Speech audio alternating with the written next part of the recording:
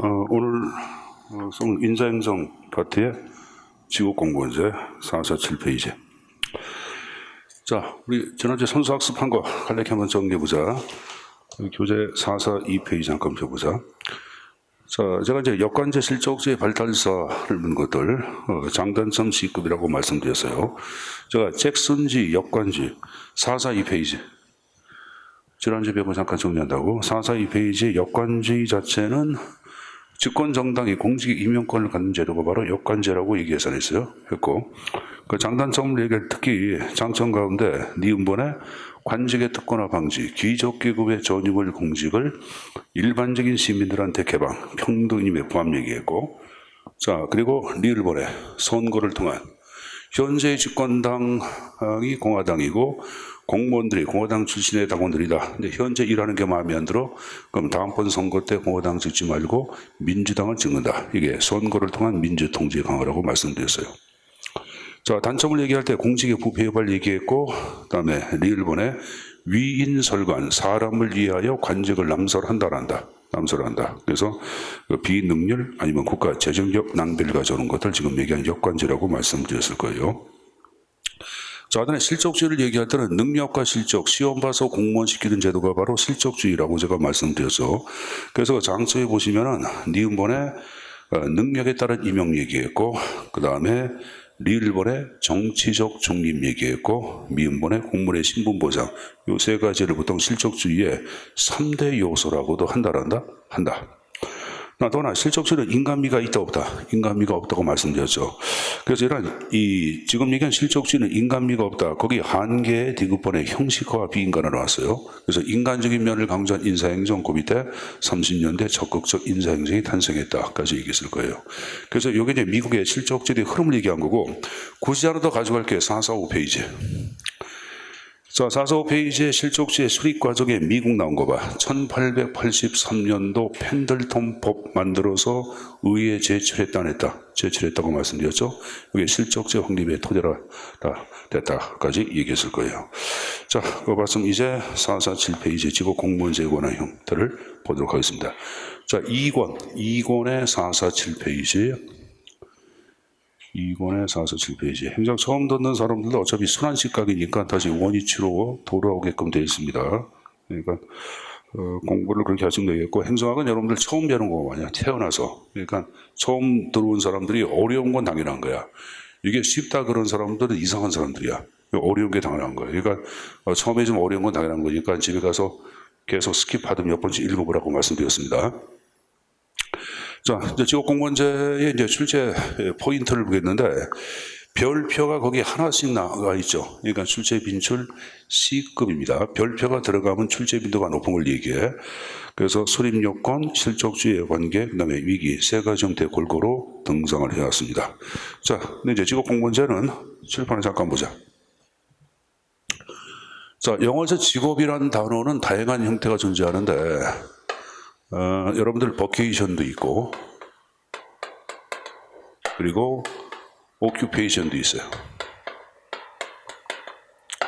요건 이제 우리가 한자로 직업이라 이렇게 쓰지. 직업 이렇게 써. 요거는 하늘로부터 부여받을 직자야. 요 버케이션 자체는 라틴어 가운데 버케노란 말이 있어요. 버케노. 신의 부르심이야.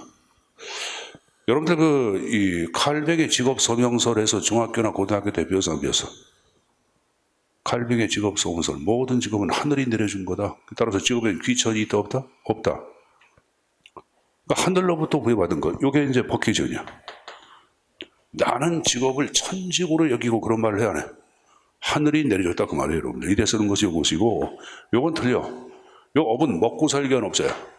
그래서 이건 먹고 살기 위해서. 자, 직업의 목적을 얘기할 때는 여러 가지가 있지만 가장 현실적인 것은 바로 뭐다? 직업을 토대로 생계 유지해야 하는. 생계 유지죠. 그래서 먹고 살기 위할 때는 이걸 쓰는 거야. 근데 우리가 이건 직업 공무원제는 이것도 아니고 이것도 아니야. 뭘 쓰냐면은 이렇게 얘기해. 더 캐리어 퍼블릭 서비스란 말을 써. 자, 요 캐리어란 말은 다 알 거예요. 야, 너의 캐리어가 어떻게 돼? 그럼 보통 번역할 때 뭐라고 번역을 해? 경력이라고 번역을 하지. 경력. 여기가 경력. 그래서 여기서 캐리어 자체를 얘기할 때는 전생에 걸쳐서 직업을 갖는 경력이에요. 전생에 걸쳐서 공직을 직업으로 갖는 경력을 얘기해요. 그래서 여기서 파악하고 있는 캐리어는 생애 직업을 얘기해요. 생애. 전생에 걸쳐서. 자, 그리고 이제 공무원을 얘기할 때는 영어로 이거 보자. 어드미니, 스트레이터. 자, 이거 여러분 영어 시간에 배울 때 뭐라고 배워? 이걸 관리자라고도 번역을 하고, 여러분들이 보통 인터넷 들어갈 때 관리자 암호를 댈 때 어드민이란 말을 많이 써 안 써? 그죠? 이거 약자 여러분들. 그리고 이게 행정가, 공무원 이게 번역하기도 합니다. 이거. 근데 우리가 쓰는 공무원은 이걸 쓰는 것이 아니라 뭘 써서? 이걸 썼지. 자, 이거 보자. 이거 뭐야? 이거 퍼블릭 서비스, 공공에 봉사한다. 전 생애에 걸쳐서 공공에 봉사한다 그런 말이에요. 자, 그럼 이 공공성 자체는 다양한 형태의 의미를 얘기하지만, 여러분들 유훈 교수라든가 박문학 교수, 원로 교수 책 보면은 공공성의 의미를 4가지 형태를 얘기하는데, 그 가운데 가장 큰 것이 아니가 바로 뭐냐면은 공민성을 얘기합니다. 여러분들 고등학교 때 사회 배웠어 안 배웠어? 배웠지. 사회 과목을 옛날에는 공민 과목이라 해서 공민 과목 들어봤어요? 공민 과목이란 처음 들어봐요? 사회 과목을 이들은 공민 과목이라고 했거든. 그러니까 공민을 굳이 얘기하면 오늘날 얘기하는 우리가 시민을 얘기하는 게 시민. 굳이 얘기하면은 시민을 공공성으로 보기도 하고, 그다음에 공익성. 공공성의 형태로 파악하고 합니다. 그러니까 이거는 공공을 위하여, 전체 국민 시민을 위하여, 공익을 위하여 전 생애에 걸쳐서 서비스 봉사하는 직업, 이게 직업 공무원제예요, 여러분들. 그러니까 우리가 이제 용어를 토대로 직업 공무원제에서 가장 강조하는 키워드를 가져가야 돼요. 키워드는 뭐야? 생애의 직업 키워드구나. 그래 안 그래요? 그렇죠, 여러분들? 그리고 자, 공공을 위해서 봉사한다. 자, 그러면 공공을 위해서 봉사한다는 것은 투철한 사명감을 전제로 해야 하네. 전제로 해야지. 사명감이 없는 게 아니라 사명감을 갖고 여러분들 공직에 헌신하는 제도를 얘기합니다. 자, 그럼 여러분들 개념 나온 것 좀 보자. 개념 암기할 필요 없고 대신 용어들 자체에 유의할 게 있어요. 거기 밑줄 친 것들 있죠. 그게 굉장히 중요한 키워드야. 사회에 적발을 내딛는 젊은이들이 공직을. 자, 그 다음 나온 거 보자. 명예로운 직업이에요. 명예로운 직업. 그 다음에 전생에, 아까 전생의 직업이라고 얘기해서 있어요. 그렇죠? 전생애를 보낼 수 있게 운영되는 인사제도. 즉, 젊고 유능한 인재 나왔죠? 공직을 매력 나왔죠? 능력과 업적에 따라 승진 나왔고 명예로운 높은 직업까지 올라갈 수 있게 한 인사제도를 직업공무원제라고 얘기합니다. 자, 키워드를 다시 보자. 명예로운 직업, 젊고 유능한 인재, 거기에 전생애 나왔죠? 공직 매력 나왔죠? 능력과 업적 나왔죠? 높은 직, 이게 키워드예요. 자, 일단은 직업공무원제도의 출발은 3번 나온 거 봐. 자, 유럽들에게 절대 국가 때 등장한 상비군을 얘기할 때는 쉽게 직업군인을 얘기하는 거예요. 직업군인. 그러니까 유럽의 직업군인에서부터 여러분들 탄생한 것이 보통 직업공무원제라고 얘기합니다. 그리고 이제 4번에 한국의 국가공무원법 같은 경우에는 경력직 공무원을 다음과 같이 얘기하고 있어요. 자, 경력직 나온 거 봐. 실적과 자격에 따라 임용되고 그 신분이 보장되는 공무원, 평생토록 공무원으로 근무할 것이 예정된 공무원, 이렇게 나와서 안 나왔어. 그러면 평생토록 공무원으로 근무할 것이 예정되어 있다. 이 말은 전 생애를 얘기하는 거예요. 그래서 국가공무원법에서 파악하고 있는 경력직 공무원 역시 직업공무원제 원칙에 적용을 받고 있음을 알 수가 있어요, 없어요? 있죠. 근데 지금 4번 같은 경우에 혼동을 많이 해. 국가공무원법에서는 직업공무원제에 대한 개념 정의가 있는 것이 아니에요. 아니고 경력직 공무원 이렇게 개념을 정의하고 있고, 경력직을 읽다 보니까 우리가 얘기하는 직업공무원제 원칙에 적용받고 있다는 것을 우리가 알 수 있는 것이, 국가공무원법에서는 직업공무원제란 이렇게 개념을 정의하고 있다, 그런 거 나와? 안 나오죠. 경력직 공무원에 대한 개념 정의죠. 그러나 적어놓으세요. 국가공무원법 직업공무원제의 개념 규정한 것 없음. 거기 맨 밑에 적어놨네. 맨 밑에 각수 봐봐. 직업공무원이라는 용어는 국가공무원법상의 법률상의 용어는 아니며 이 법에서 규정된 경력직 공무원이 직업공무원에 해당된다, 이렇게 나와. 나오잖아요, 여러분들. 이런 게 출제에 나오면 10명 가운데 9명이 틀리는 거예요. 9명이. 본인이 왜 틀린지도 몰라. 나중에 문제 의제기하죠. 이거 좀 하나 가져가고 다시 올라가서 여러분들 개념의 형태에서 키워 다시 보자. 명예로운 직업, 전 세계 정권 이용한 인재, 공직 매력, 능력과 업적 높은지 됐습니까? 자, 그럼 여기에 근거하 이제 한 장을 넘겨보세요. 자, 쌍가로 3번. 자, 중요합니다. 직업 공무원제의 수립 요건을 바로 보도록 하겠습니다. 자, 좀 전에 여러분들 밑줄 쫙 친 거 보자. 공직을 명예로운 직업이라고 제일 먼저 얘기해서 있어요. 여러분들 공직을 명예로운 직업으로 파악하기 위해서는 공직에 대한 투철한 사명감이 확립이 돼야 안 돼야 돼.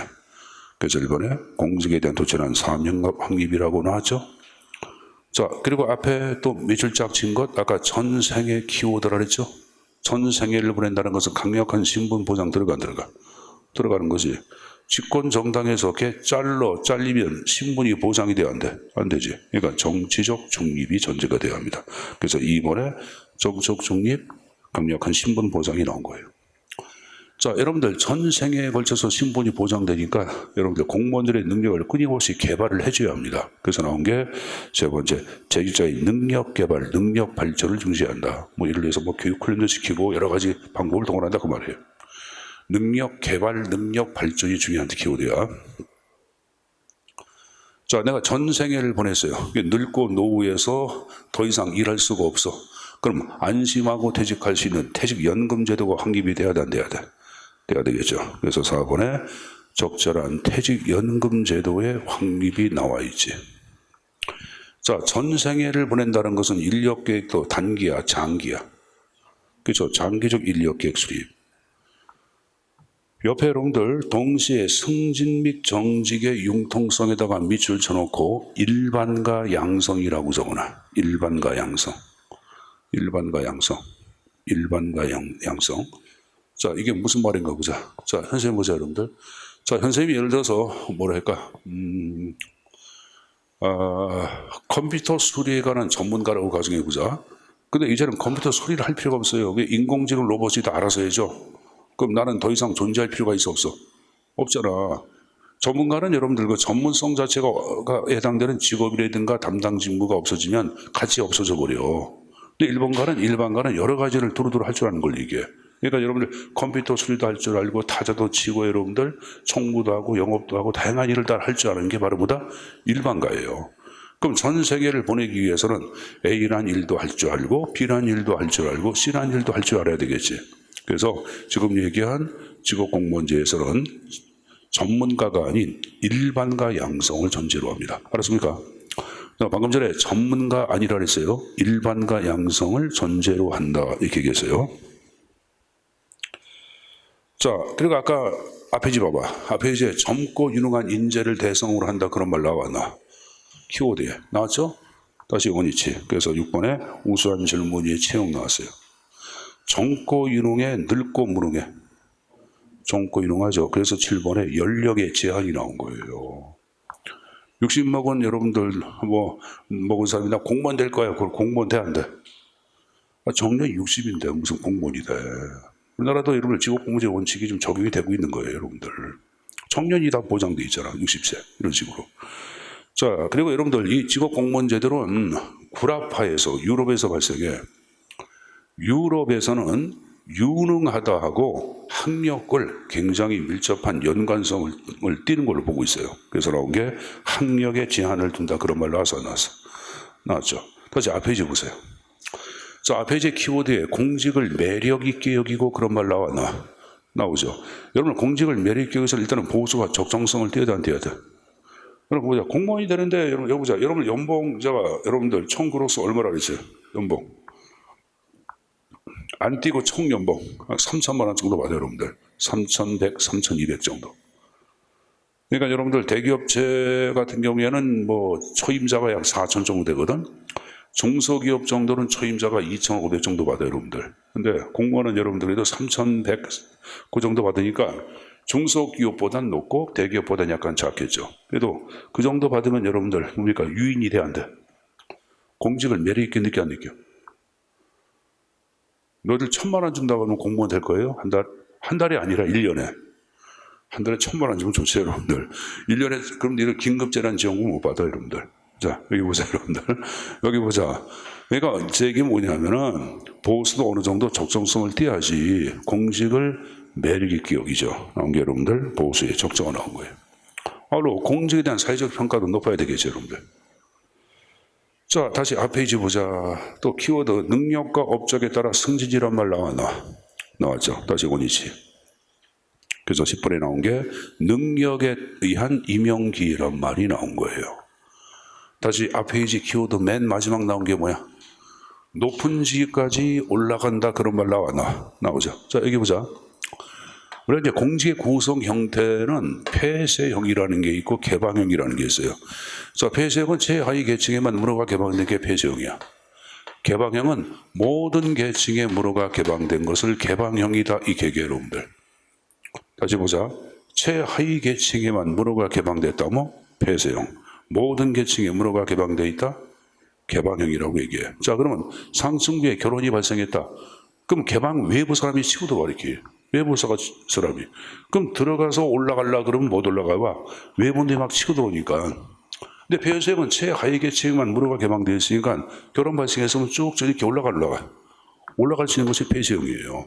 그래서 이 폐쇄형하고 개방형 양자를 비교해 볼 때 상대적으로 높은 지위까지 승진 잘 되는 것은 바로 폐쇄형이 돼야 되겠죠. 그래서 여러분들 수립요건 11번에 원칙적으로 폐쇄형이란 말이 나온 거예요, 여러분들. 알았습니까? 그러니까 여러분들 개념 자체를 보고 수립요건을 이해해 줘야 돼. 수립요건을 외우려고 그러면 안 외우죠. 그러니까 이건 여러분들이 앞에 내용 자체를 토대로 한번 쭉 내용을 읽고 이해해 주시면 됩니다. 자, 거기 다시 보자. 수립요건. 아까 첫 번째 나온 게 공직에 대한 사명감 확립이란 말 나왔다. 두 번째 정치 중립, 신분 보장 얘기했다. 세 번째 능력 발전, 능력 개발 얘기했다. 그 다음에 퇴직연금제도, 장기적 인력계획, 일반과 양성. 그 다음에 7번에 영역과 학력의 제한이지 완화 아니죠? 이런 거 함정할 수 있겠지. 보수의 적정성 얘기했고. 그 다음에 9번, 10번, 11번 나온 거 보자. 공직의 형태가 개방형이야, 폐쇄형이야? 폐쇄형이 돼야 되겠지. 그래서 여러분들 거기 448페이지에 날개 직업 공무원제가 수립되기 위해서는 연령 및 학력의 제한이 이루어져야 한다 해서 O야 X야? O로 돼 있잖아요, 여러분들. 그러니까 이런 것들이 이 객관식 문제는 지문에서 어떤 식으로 함정파는지를 잠깐만 숙지해서 가져가면 여러분 답이 나와요. 나중에 여러분들 이거 5급 공채, 5급 공채는 이제 행정고시죠. 행정고시. 행정고시는 먼 나라 게 아니라 여러분들이 충분히 볼 수가 있어요. 내가 이런 일을 왜 하냐면은 구급 공시학하고 난 다음에 행정학 같은 경우에는 행정법 자체는 기본적인 내용이 돼 있잖아요, 여러분들. 그래서 논술식 쓰는 거는 답안 쓰는 여러분들 답안 쓰는 구조가 있어. 프레임이 있다고. 그 프레임을 조금 배우면은 쓰기가 좀 쉬워져요, 여러분들. 그걸 뭐 나중에 여러분들 공부하면 되고. 그러니까 일단은 구급하고 난 다음에, 그리고 구급하고 난 다음에 내 얘기는 뭐냐면은 그냥 7급하는 것보다는 오히려 뭘 하라? 5급 공채. 그거 준비하는 것도 나쁘진 않아요. PSAT이라는 게 PSAT 1차에. PSAT. 삼성 같은 경우에 삼성 여러분들 사스에서 직무 능력 검사가 있거든요. 공직도 공직에 과연 직무하고 적성이 직무 능력과 적성이 맞는지를 검사하는 제도예요. 그래서 그거는 뭐 학원까지 다니면서 공부할 필요가 없어요. 뭐 신림동에 뭐 학원 두 군데에서 하고 있는데 갈 필요도 없어요. 그러니까 인터넷 인강 같은 경우 한 번 정도 들으면은 다 알아. 안 들어도 답이 나와. 근데 이제 안 들어 답이 나오는데 그걸 들으라는 이유는 왜 들으냐면은 답 체킹하는 그 요령은 좀 배워야 돼, 안 배워야 돼? 배워야 되겠죠. 그래서 그거는 인터넷 강의를 듣고 2차는 여러분들 행정과 행정법 지금 하니까 그걸로 된 거 아니에요, 여러분들. 그 정책학 좀 해야 되겠고, 그리고 여러분들 과목 가운데 선택 과목 한두 개가 있어요, 여러분들. 그것도 우리 행정학에서 나온 과목들이야. 행정학을 잘 들으면은 뻗어나온 물 가지고 다 여러분들 시험 볼 수 있다고 제가 말씀드린 거예요, 여러분들. 알았습니까? 그러니까 그 공부는 노를 지어서 할 때 하면은 계속 이게 가지가 쳐져 가는 거야, 가지가. 그러니까 여러분들 1년 정도 공부 여러분들 악싹 해가지고 합격하고 난 다음에 그 지식을 이제 갖다 버리는 건 좀 너무 아깝잖아. 그래서 나는 여러분들한테 구급하고 난 다음에 5급 공채 행정고시 사법고시 알지? 그거랑 똑같은 거야. 5급 공채 합격하면 뭐가 되냐면 이걸 동사무소 알아요? 자치센터. 센터, 이거 장 있지? 센터장이 되는 거야, 센터장. 높아. 높은 게 좋아, 낮은 게 좋아? 높은 게, 늘 들어가면 제일 낮아, 9급이야. 쫄다고, 그러잖아요, 여러분들. 이거 물론 이제 9급부터 출발을 해야 되겠지만은, 그것도 한번 생각해 보라고 말씀을 드리는 겁니다. 자, 수립요건에서 2번의 별표, 정치중립 신분보장 별표. 다음 10번에 능력에 의한 임용 별표해 두세요. 자, 그리고 이걸 내가 별표한 이유가 있겠지. 그리고 다시 앞쪽으로 보자. 우리 좀 전에 선수학습 했던 거 442페이지. 자, 442페이지에 중간에 실족주의에 제가 아까 3대 요소 얘기한 거 기억나? 거기 여러분들 장점, 니은번에 능력에 따른 임용, 1번에 정치중립, 신분보장 3대 요소라고 배웠어 안 배웠어? 배웠지? 그럼 다시 원이지. 그럼 지금 그러니까 직업공무원제에서 얘기한 세 가지 형태는 실적주의하고 유사한 점이 있어 없어? 있지. 그래서 여러분들 449페이지 바로 보자. 실적제와 직업공무원제 가지고 양자의 차이점이 나오고 있는데, 자, 거기 나온 거 보자. 실적주의가 직업공무원제 확립에 공헌한 것은 사실이나 실적주의의 채택이 곧 직업공무원 채택을 의미하는 것은 절대 아닙니다. 왜? 등산국가나 등산 시기가 차이점이 있어요. 또 하나, 실적지와 직업공무원제의 공통점이 있어요. 여기 나온 거 정치중립, 능력임용, 신분보장 공통점 좀 전에 얘기했어요. 했죠. 그렇지만 다음과 같은 차이점이 있다 해서 차이점 박스로 내용이 설정되어 있어요. 자, 박스 보자 여러분들. 직업공무원제를 얘기할 때는 전통적인 농업사를 배경으로 한 나라들에서 등장하기 시작합니다. 여기 여러분들 영국, 독일, 프랑스, 일본 나왔어 안 나왔어? 그러니까 이 말은 여러분들 중세 이전까지의 역사를 갖고 있는 나라에서 등장했다고 보는 거예요. 그럼 미국하고 여러분들 불화포를 비교해 볼 때 여기 보자. 중세까지의 역사를 갖고 있는 나라는 장소는 여러분 미국이야 불화파야. 불화파지. 그러니까 당연히 불화파 영국, 독일, 프랑스, 일본에서 발달했다고 보는 거예요. 여러분 근대로 가기 전까지 중세사회, 근세사회에서는 여러분들 아직까지는 산업혁명이 등장한 게 없잖아요, 여러분들. 그래 안 그래요? 그러니까 당시에는 농업사회였잖아요, 여러분들. 근데 미국이라는 나라 자체를 얘기할 때는 신대륙자 채권을 이전하고 전기기관차의 발명을 토대로 미국이라는 나라가 대륙에서 여러분 대륙 열차가 만들어진다고. 여기에 근거해 여러분 최초로 자동차도 포드가 자동차를 또 만들죠. 그래서 동력을 바탕으로 한 산업 자체가 발달한 것이 미국이에요. 그래서 이쪽에 실적주의는 산업사회 자체를 바탕으로 한 미국에서 급격히 성장이 이루어집니다. 그러니까 벌써 여러분들 역사라든가 등산국가의 차이점이 있어. 있죠, 여러분들. 자, 그다음에 계급제하고 폐쇄형 나중에 배울 텐데 하나 얘기할 건 직업공무원제를 선택을 하잖아. 그럼 그 나라는 그냥 관행적으로, 관례적으로, 역사적으로 계급제나 폐쇄형의 공직의 형태를 취했어요. 계급제 좀 이따 배울 거예요, 여러분들. 그러니까 이쪽에 실적제의는 마찬가지야. 실적제, 직위분리제, 개방형은 어머니가 같은 형제예요, 여러분들. 그러니까 관행적으로 세 가지가 함께 채택돼서 수행되어 왔다고 보시면 됩니다. 그다음에 직업공무원제를 얘기할 때는 5번에 인간 중심으로서 생애성을 강조해. 실적제는 상대적으로 인간 중심보다는 직무 중심이고 업적이나 성적을 중시합니다. 그래서 인간 중심이 되기 때문에 보수도 인간다운 생활을 보장하는 급여, 이 바로 생활급여야. 이쪽은 여러분들 인간미가 아니라 업적이나 성적, 직무를 강조하기 때문에 직무의 곤란도 책임도에 따라서 보수가 지급되는 건 직무급이야.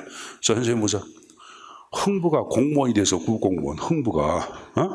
그러니까 여러분 국가에서 뭐라 그러냐. 네가 비록 9급이라 할지라도 자, 흥부는 자식이 몇 명이에요? 자식. 숫자 얘기해 보세요. 12명, 24명, 32명, 몇 명? 흥부 자식. 흥부 자식은 여러분들 아직까지는 정해진 게 없어요. 그래서 고전 문헌에 따라 다 틀려. 12명 나눈 데도 있고 24명 나눈 데도 있고 틀려. 자, 그냥 12명이라 그러자. 24명이니까 인간 같지가 않잖아. 동물도 24명 나는 동물이, 24마리 나는 동물이 있어 없어? 나는 없는 것 같은데. 개구리? 올챙이 많이 나니까? 뭐 이상하다 여러분들. 하여간에 여기 보자. 그 12명을 갖다가 가지고 보자. 그러니까 국가에서 뭐라냐. 네가 비록 9급이라는 직무를 수행하지만은 부양가족 아새끼가 12명이나 있지. 그러니까 내가 보수를 이만큼 줘야지 생활이 가능해. 그래서 이만큼 줄게. 이게 생활급이야. 이건 인간적인 면을 고려한 거죠. 근데 직무급은 뭐냐? 야, 네가 부양가족이 12명이건 24명이건 그게 중요한 게 아니야. 네가 담당하는 직무는 단순한 구급을 담당하니까 요만큼만 가져가. 이건 뭐야? 직무급이야. 그러니까 당연히 인간미가 있는 것은 이쪽이죠. 그래서 인간 중심이라는 말을 쓰고 있는 거예요, 여러분들. 그러니까 감정적인 측면을 강조했죠. 7번에 비한미성 감정. 이쪽은 상대적으로 한미성이나 과학성, 전문성을 중시합니다. 자, 직업 공무원제를 얘기할 때는 일반가를 강조하지만 상대적으로 실적제는 전문가를 보다도 중시합니다. 자, 여러분 얘기해보자. 일반가는 현재 보자. 두루두루 일을 할 줄 아는 사람이 일반가라 했어요. 전문가를 얘기할 때는 자 물어보자. 학원에서 강의하는 김일 선생은 전문가야, 일반가야? 나는 전문가지. 행정학 자체를 강의하는 사람 아니야. 선생님이 갑자기 그만둬 버렸어. 그 새로운 사람 충원이 어려워. 어려운 거예요. 어려운 거예요. 근데 일반가를 얘기할 때 여러분 우리 학원에는 상담을 담당하는 직원이 없지만 뭐 학원에 일반적인 상담을 담당하는 직원이 있다 할 때는 여러분들 이들은 일반가예요. 그래서 학원에 관한 내용들을 1시간 반 교육받아도 돌아가는 시스템을 알 수가 있어요. 그러면 사람이 일반가가 그만뒀다 그러면 쉽게 다른 사람을 쓸 수가 있어 없어? 있죠. 그래서 쉽게 다른 사람들을 쓸 수 있는 것, 이걸 인사배치의 신축성이 뛰어나다고 얘기하는 거고, 이쪽은 인사배치의 비신축성을 띈다 이렇게 얘기하고 있는 거야. 항상 공직을 생애의 직업으로 인식하는 것은 직업공무원제. 이쪽은 공직을 반드시 생애의 직업으로 인식하는 것은 아닙니다. 그래서 양자 직업공무원제 실적지 비교한 거 좀 정리해서 가져가실 필요가 있습니다. 알았습니까? 그러니까 여러분들이 448페이지 하단에 직업공무원제 장점, 오른쪽에 단점 나왔는데 장단점은 출제 안 나와요, 여러분들. 그러니까 아까 수립 요건하고 실적제와의 관계, 그 정도 좀 정리해서 가져가시고 이제 하나 더 볼게. 한 적을 넘겨보세요. 자, 직업공무원 제도에 뭐가 나와? 위기가 나오고 있죠. 자, 오늘날은 여러분들 다양한 새로운 인사제도에 의하여 직업공무원제 본질이 위협을 받고 있습니다. 그래서 그를 대표하는 게 세 가지 형태가 쭉 나오고 있을 게야. 하나는 개방형 인사제도가 나왔고, 두 번째 대표관리제, 세 번째 후기관리제, 세 가지 형태를 정리해놓고 있는데, 최근 여러분들 국가공무원법이나 정부조직법 자체를 개정을 해가지고 개방형 직위 자체를 공식적으로 규정을 시켜놨어요. 그래서 여러분들 민간인 같은 경우에도 개방형으로 유입해서 여러분들 전문가도 공직에서 유입을 하고 있거든. 그럼 이러한 개방형 직위의 발달이나 등장은 폐쇄형을 전제로 하는 직업공무원제 본질을 위협한다란다. 한다. 1번은 그 표현이에요. 자, 두 번째 나온 게 대표 관리제가 나왔는데, 자, 여기 보자. 대표 관리제는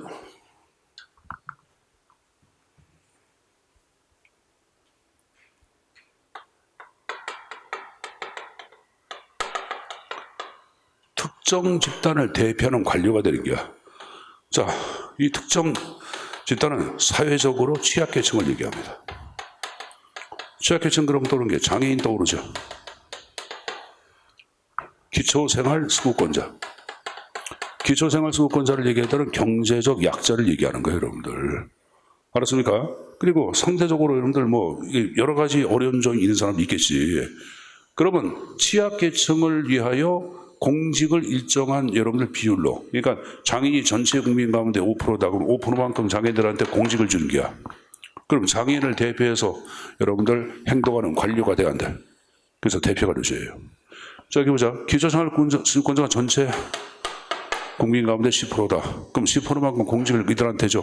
그러면 기초생활수급권자를 대표해서 정책을 만드는 관료가 돼야 한다. 되죠? 이게 대표 관료제야. 그러니까 대표 관리자는 뭐 능력과 여러분들 업적에 따른 임명이 아니야, 여러분들. 근데 아까 직업공무원제를 얘기했던 능력과 업적에 따른 임명 얘기에 잘했어요. 그렇죠? 근데 이것은 그게 아니잖아요, 여러분들. 그래서 이러한 대표 관리제의 등장 이런 것들도 직업공무원제 본질을 위협하고 있다. 그렇게 얘기하고 있는 거예요, 여러분들. 알았습니까? 그럼 세 번째 후기 관료제. 자, 여기 보자. 자, 영어에서 포스트란 말 자체를 얘기할 때는 요 다음에 나오는 네모를 엄격히 비판한다고 배웠어, 안 배웠어?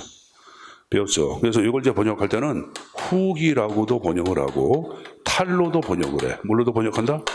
탈, 벗어나다 그런 말이에요. 그럼 관료제 그러면 떠오르는 게 있어. 뭐가 떠올라? 그냥 떠오르는 거야. 조직 형태. 이거 아니야. 피라미드 계층 구조 아니야. 이 구조는 안정성을 띄워, 불안정성을 띄워. 자, 그럼 나중에 배울 텐데, 그럼 이거 보자. 후기 관료제의 특징 가운데 하나가 신분 보장의 임의성이야. 신분이 보장이 안 돼. 신분 보장의 임의성이에요, 여러분들. 자, 예를 들어서 학원에서 강의하는 선생님들 있죠? 강사들. 신분 보장이 돼, 안 돼? 학원 강사들 신분 보장 안 됩니다. 무슨 신분 보장이 돼, 여러분들? 안 돼요. 뭐, 이제 뭐, 이 짓을 여러분들 예를 들어서 이 짓이래. 이 강의하고 하는 것을 여러분들 하나원에서 뭐 30년 동안 보장해 준다. 그런 거 없어요. 선생님이 요 인천행정고시학원에 학원이 생긴 때부터 선생님이 같이 강의를 해왔거든. 저 바깥에 이제 30년 전통의 명문 나왔는데 나는 아닌 걸 알고 있는데 여기 보세요, 여러분들. 이거 오픈할 때부터 선생님이 같이 일했어요, 여러분들. 같이 해가지고 쭉 왔어요. 이게 10몇 년 됐죠, 여러분들. 그리고 이제 그 전에 인천은 선생님이 노량진 강의를 오랫동안 해왔지만은 인천은 94년도 1월 1일부터 수업을 했어, 인천 수업을. 근데 요거 말고 다른 학원이 있다가 그 학원이 문을 닫았어요. 그 학원에 선생님이 한 5, 6년 있었나? 94년부터. 그러니까 그 학원 같은 경우는 이제 오래 있었죠. 문 닫을 때까지. 근데 이렇게 오랫동안 이렇게 문 닫을 때까지 있는 사람들 거의 없어요. 이 학원 같은 경우에도 내가 쭉 보니까 국어 선생님, 국사 선생님, 다른 과목 선생님들 있죠. 국사는 한 6번 바뀐 것 같아. 국어도 한 4번 바뀌었고. 그리고 영어는 안 바뀌었다. 영어는 안 바뀌었다. 영어는 안 바뀌었고. 그리고 행정법 선생님도 한 3-4번씩 바뀌고 그랬거든요, 여러분들. 그러니까 뭐, 어떻게 행정하면 어떻게 오랫동안 가는 것 같은데. 그러니까 선생님 같이 이게 예외적인 사람은 진짜 이상한 사람이고, 보통 여러분들 학원 강사 같은 게 신분 보장이 안 돼. 이 신분 보장이 안 되는 그런 조직의 형태를 후기 관료제라고 얘기해요. 나중에 배워. 뭐란다? 후기 관료제. 근데 최근 이러한 조직의 형태를 굉장히 많이 강조하고 있다고. 여러분 얘기해보자. 기업 같은 경우에는, 선생님 보자. 기업 같은 경우에는 이 고정경비라는 게 있어요. 고정경비를 대표하는 게 바로 인건비야. 그럼 인건비에 많은 부담을 느끼다 보니까 오랫동안 계속 근속하는 여러분들 신분보장제도 같은 경우에 기업이 좋아할까 싫어할까? 싫어합니다. 그래서 기업은 여러분들 오히려 이렇게 신분 보장에 대한 여러분들 경력직을 한 여러분들 직원보다는 계약직을 더 선호해요. 이게 계약직으로서 구성된 조직구조, 이게 바로 후기 관료제예요. 이런 것들도 직업공무제의 본질을 위협하고 있다고 생각하시면 됩니다. 그래서 본질의 위협 요소 3가지 정도까지 좀 얘기했습니다. 됐습니까? 자, 그래서 직업공무원제도는 이 정도로 정리를 하겠는데, 자, 그기 들어보자. 현재 직업공무원제 그러면 떠오르는 거는 먼저 생애 직업이 떠올려야 돼. 강력한 신분 보장이 떠올라야 합니다. 알았습니까? 그게 꼭 머릿속에 좀 정리해서 가지고 가야 되겠고. 여기 보세요. 강력한 신분이 보장되면 어떤 문제가 발생하냐. 제가 행정학 강의면서 2가지 문제점 얘기했을 거예요. 뭐하고 뭐. 신분 보장이 강력히 이루어지면 이면의 문제점 2가지. 하나는 뭐야? 특권의식을 가져. 너 영원한 공무원이야, 이런 식으로. 또 하나, 민주 통제가 어려워. 일반 시민이 공무원 일하는 게 마음에 안 드는데 자르고 싶어. 자를 수가 있어, 없어? 자를 수가 없어요, 여러분들. 그래서 국민이 공무원을 통제하는 것을 민주 통제라 그래. 뭐라 한다? 민주 통제. 그러면 우리가 직업공무원제의 문제점 벌써 2가지 형태 비웠지? 특권의식을 가져올 위험성이 있고 민주 통제 쉽다 어렵다. 어렵다. 자, 여러분들 미리 내가 일부러 그걸 얘기한 건데 449페이지. 449페이지에 잠깐 볼까요, 여러분들? 거기 단점이 1번에 공무원 집단이 특수 집단화, 이게 바로 특권 집단화를 얘기하는 거예요. 할 위험성이 있고. 자, 그리고 5번에 행정에 대한 민주 통제 쉽다 어렵다. 어렵다 그런 말을 쓰고 있는 거예요. 알았습니까? 자, 다시 보자. 신분 보장에는 이면의 문제점 2가지가 수반된다. 뭐하고 뭐? 특권 의식을 가져온다. 또 하나, 민주 통제 어렵다는 것 정도는 숙제에서 가지고 와야 합니다. 자, 고개 들어보자. 고개 들어보세요. 자, 형성평가 좀 한번 해보자. 선생님 보세요. 자, 형성평가란 말은 여러분들 수업 도중에 평가하는 걸 얘기해요. 그래서 가장 많이 쓰는 것이 바로 발문법이야. 여러분들 질문을 던지는 게야. 응답하는 것들. 그러니까 이것도 중간중간 평가를 토대로, 여러분들 이거 중간평가를 토대로 여러분들 공부를 제대로 안 됐으면 나는 수업을 제대로 할까 못할까? 나는 수업을 제대로 진행할 수가 없어요, 여러분들. 그러니까 여러분들이 가급적 우리가 오프라인 강의를 듣는 이유는 왜 듣느냐? 온라인 강의는 이런 거 할 수가 없어요, 여러분들. 솔직히 온라인 강의를 할 때는 강의할 때 한계가 있어요. 근데 오프라인 강의는 좀 틀리잖아요, 여러분들. 그러니까 학원 나왔던 이유는 그것 때문에 듣는 거니까 자꾸 입으로 대는 연습을 해둬야 돼. 자, 여러분들 우리가 파악하고 있는 직업 공무원 제도는 물어보자. 연령이나 학력에 제한을 둔다, 완화하다? 제한 둔다. 잘했어요. 그래서 여러분들 단점 또 하나 보자. 2번 나온 거 봐. 학력과 연령의 제한으로 공직 취임 기입 불규정이란 말이 나왔나? 나오죠, 여러분들. 자, 또 하나 얘기해보자. 선생님 보세요. 직업 공무원 제도는 개방형을 전제로 해, 폐쇄형을 전제로 해. 폐쇄형. 폐쇄형 자체가 개방형 가운데 들락날락거리기 쉬운 건 개방형이야, 폐쇄형이야? 개방형 잘 있어요. 그럼 여러분들 똥도 잘 싸고 잘 처먹고 들락거리는 거 아니거든. 그건 신진대사가 원활하다고 해야 안 해? 하죠. 근데 직업공무원제는 얘기된 신진대사도 안 돼. 그래서 침체화가 발생하고 막 그래, 여러분들. 그래서 나온 게 3번의 공직사회 침체와 보수화. 내가 이 단점은 여러분들이 뻔한 내용이야. 내가 일부러 지금 몇 가지만 얘기했는데 나중에 읽어봐도 다 답이 나온다고. 그러니까 일부러 제가 얘기 안 한 겁니다. 자, 그래서 직업공무원 제도는 여기서 일단락을 짓겠습니다. 자, 그다음에 451페이지에 제4절에 중앙인사행정기관이 나오고 있는데 이건 출제 논점이 거의 없어요. 거의 있기 때문에 간략하게 개념만 이해하고 넘어가겠습니다. 자, 일단 중앙인사행정기관은 맨 위에 개념 나왔죠. 한국가 인사정책을 수립하고 그 집행을 총괄하는 기구를 얘기합니다. 현재 한국은 여러분 잘 알고 있는 인사혁신처 알죠? 인사혁신처가 한국의 중앙인사행정기관을 얘기합니다. 자, 근데 지금 얘기한 중앙인사행정기관과 대별되는 기구가 있어요. 뭐가 있냐면은 부처에 있는 부처별 인사행정기관이 있어요. 각 여러분들 뭐 행정안전부도 있고 또 여러분들 또 뭐가 있어요? 외무부도 있고 또 여러분들 교육부도 있고 그 안에 그 부서의 인사를 전담하는 기관이 있어요. 그 기관 명칭을 보통 얘기할 때는 총무과라고 얘기하는데 이 총무과란 말의 총무는 일제 잔재어야. 잔재어. 그래서 오늘날은 지금 그러니까 총무과 대신에 행정지원과 이런 식으로 명칭을 바꿔놨어요. 그래서 일단 여러분들 거기 나온 게 각 부서의 총무과를 얘기할 때는 부처 인사행정기관 나왔고 총무과 이코를 해놓고 행정지원과라고 적어놓으세요. 행정지원과. 근데 현재 우리가 배우는 것을 얘기할 때는 이제 중앙인사행정기관을 학습하는 거예요. 그래서 이제 그 뭘 보냐면은 자, 한 장을 넘겨보자. 자, 페이지 453페이지에 각국의 중앙인사행정기관의 명칭이 쭉 나와 있을 거예요. 명칭 나와서 안 나왔어? 나왔죠, 여러분들. 거기 영국, 프랑스, 미국, 일본, 한국 쭉 나와 있잖아요, 여러분들. 그죠? 나와 있는데, 자, 다른 거 다 보지 마시고, 자, 일단 여러분들, 프랑스 나온 거 봐.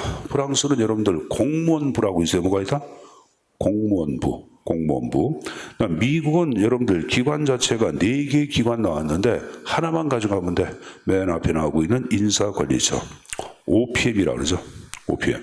인사관리처. 자, 인사관리처는 대통령 직속기구예요, 여러분들. 인사관리처니까 처장 한 사람이 담당하고 있다 보니까 옆에 여러분들 XX, 독립성 X, 합의성 X로 돼 있죠. 왜? 대통령 직속기관이 되기 때문에 대통령으로부터 독립이 안 돼. 그래서 비독립이란 말을 써. 그리고 여러분들 합의제가 아니라 인사처장, 지금 얘기한 인사관리처장 한 사람이 다 의사결정해. 그래서 이것을 독임제라 그래. 합의제가 아니라. 그래서 XX 나왔죠.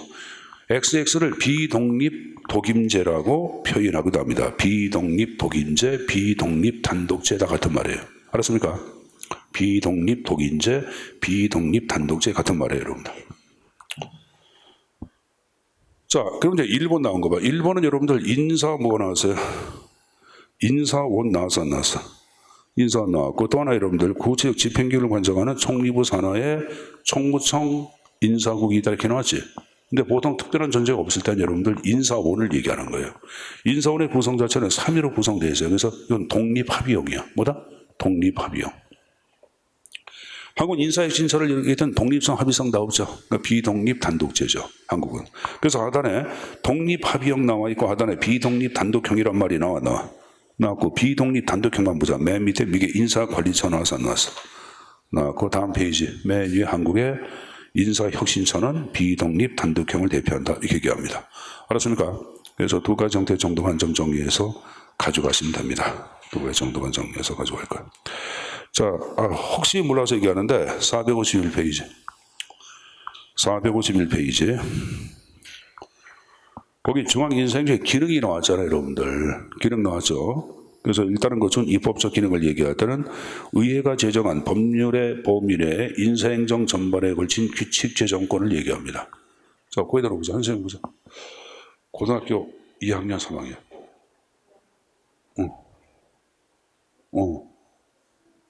20살 넘었어? 난 뒤에 있는 친구하고 친구인 줄 알았는데. 아니, 가빈이지. 가빈이하고 친구. 20살 넘어. 아, 지난주에 나왔었나? 자, 여기 보세요. 넌 저기 어디 그 수식 그러면 주민등록증 보자 그러지. 그럴 것 같아. 내가 보기에는 이놈석이 나한테 야단맞을 것 같아. 이 나이도 안 먹은 녀석이 수식을 온다고. 가빈이는 수식 가본 적 있어 없어? 좀 이따 가라. 주민등록증에서 허락할 때가. 여기 보세요.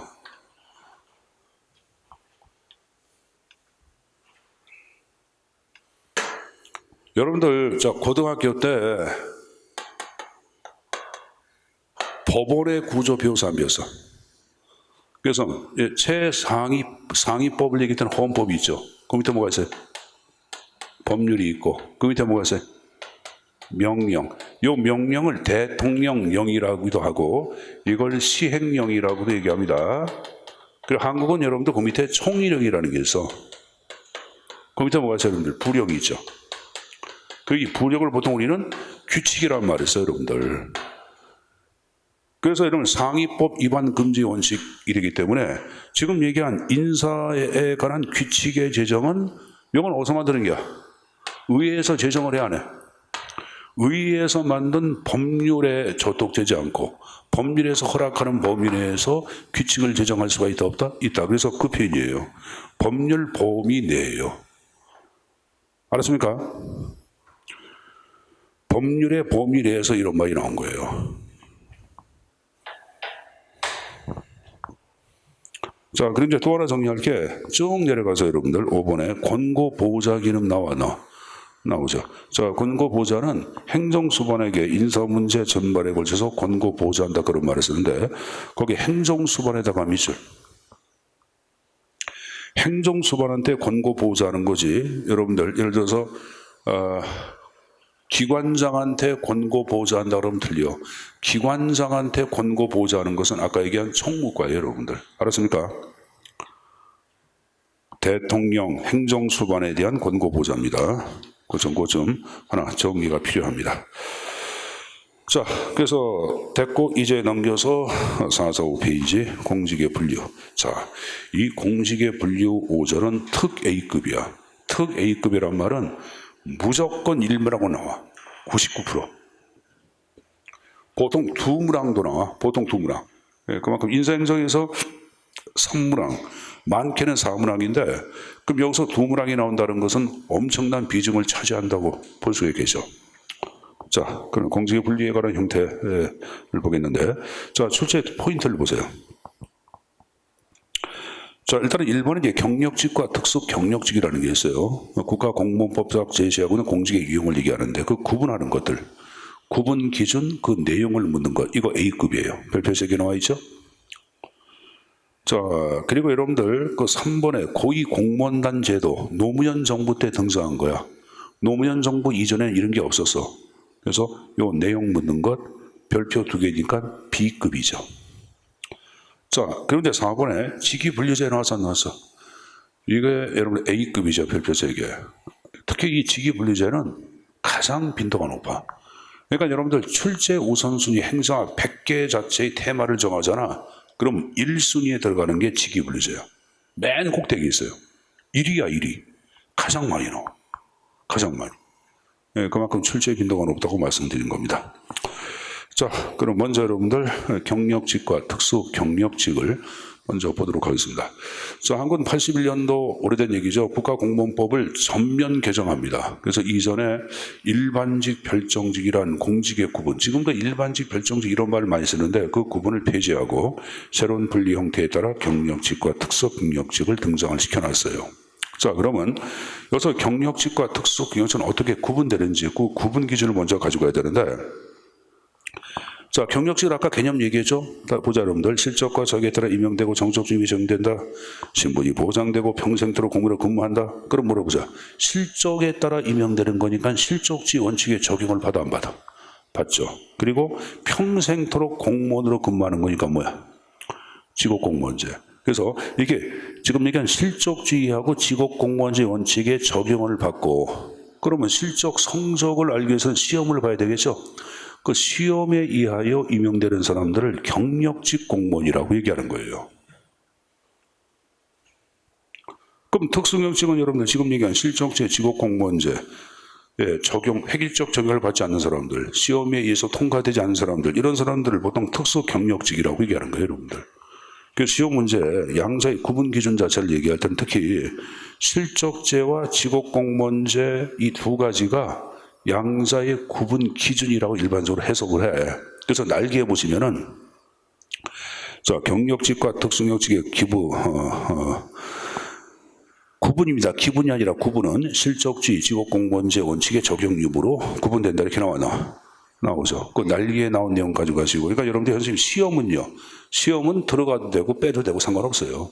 왜? 실적지에 따라 임명된다는 것은 시험을 본다 안 본다? 본다. 그 말과 같은 말 아니에요, 여러분들. 그래서 넣어도 되고 빼도 상관이 없어요, 여러분들. 알았습니까? 요거 여러분들 숙제에서 내용 그럼 특수경력직 나온 거 봐. 직업공무원제나 실적주의에 획일적 적용을 받지 않으며 이렇게 나왔죠? 그걸 특수경력직이라고 얘기하죠. 여러분들은 미국하고 뭐 영국의 뭐 분류 경쟁 항구, 일반 비분류 비항구 특별 이렇게 나왔는데 그건 별 필요 없어요, 여러분들. 자, 그럼 일단은 양자 구분 기준 뺐고 그 다음 페이지 보시면은 경력직의 유형을 대표하는 게 두 가지가 나와. 그리고 특수 경력직을 대표하는 거 두 가지가 나오고 있죠. 그래서 경력직을 대표하는 것들 뭐하고 일특, 일반직과 특정직이 나와. 일반직과 특정직이 나왔고 특수 경력직을 대표하는 것 두 가지가 나왔죠. 뭐하고 뭐 정무직하고 특정직. 다시 보세요. 경력직을 대표하는 것들 두 가지를 얘기해라. 그 뭐하고 뭐 일반직하고 특정직. 그 다음에 특수 경력직을 대표하는 것 두 가지 얘기해라. 그 뭐하고 뭐 정무직과 별정직이 있다. 거기 들어보세요. 경력직 대표하는 것 두 가지 얘기해봐. 일반직 또 하나. 특정직. 뭐겠어요? 특정직. 다시 한번 경력직 대표하는 것 두 가지 얘기해봐. 일반직과 특정직이 있다. 특수 경력직 대표하는 것 두 가지 얘기해봐. 정무직 또 하나 별정직. 정별. 정무직 별정직이 있구나. 자, 거기 들어보자.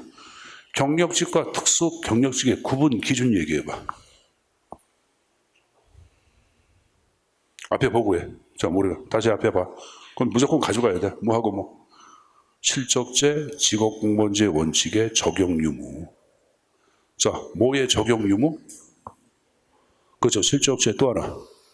직업공무원제 원칙의 적용 유무에 따라 두 가지로 구분된다. 가져가야 되겠고. 자, 다시 보여 들어보자. 경력직 대표하는 거 두 가지 얘기해봐. 일반직, 특정직, 특수 경력직 대표하는 거 두 가지 얘기해봐. 정무직과 별정직. 알았습니까? 일단 여기까지 보고 좀 쉬었다가 하나하나 또 내용을 정리하겠습니다. 자, 쉬었다 수업 들어가겠습니다.